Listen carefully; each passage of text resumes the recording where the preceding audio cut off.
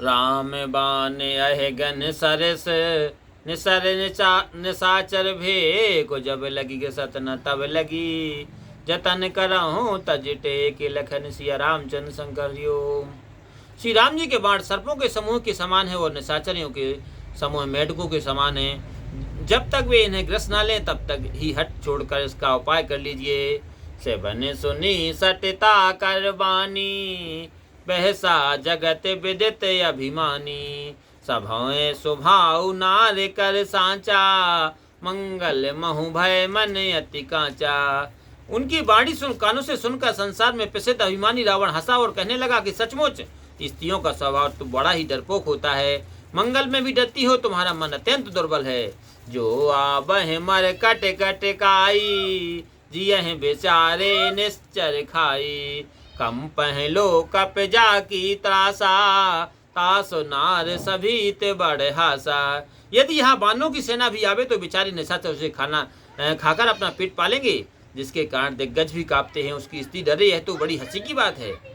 हस कहें बेहस ताहें और लाई चले सभा ममता अधिकाई मंदोदरी हृदय कर चिंता घयों कांत पर विधि विपरीता।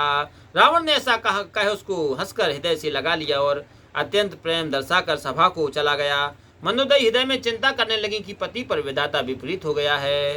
बैठे सभा खबर यश पाई सैन्य पार सेना सब आई बोझ से सच बोचित मत कहूँ ते सब हंसे मस्ट कर रहे हूँ।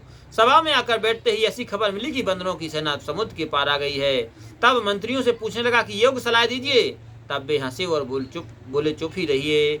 जिते हो सोरा सोर तब श्रम नाही नर बानर के लेखे माही।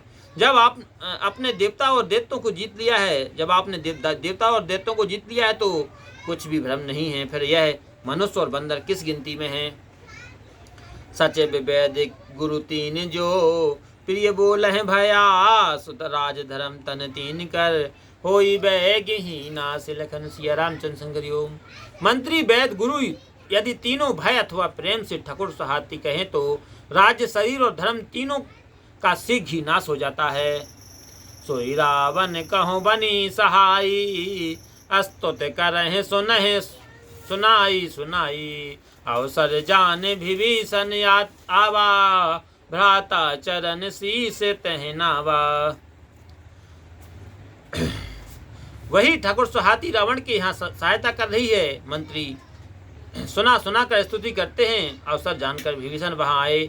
उन्होंने भाई के चरणों में सिर नवाया। पुनि सिर नाई बैठे निज आसन बोला बचन पाई अनुशासन जो कृपाल पूछे हो मोह बाता मति अनुरूप कहूँ हित ताता। विभीषण शीश नमाकर अपने शासन आसन पर बैठ गए और आज्ञा पाकर यह बोले कि हे दयालु, आप मुझसे पूछते हैं तो हितात मैं अपनी बुद्धि के अनुसार हित की बात कहूंगा। उतरने करो।